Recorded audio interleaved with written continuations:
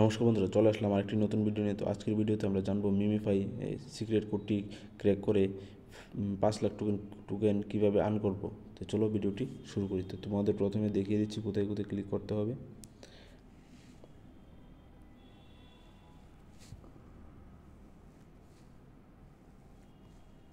তো হেড হচ্ছে 1, চেস্ট হচ্ছে 2, স্টমাক হচ্ছে 3, লেগ হচ্ছে 4। তো চলো কোথায় কোথায় ক্লিক করতে হবে তোমাদের দেখিয়ে দিই।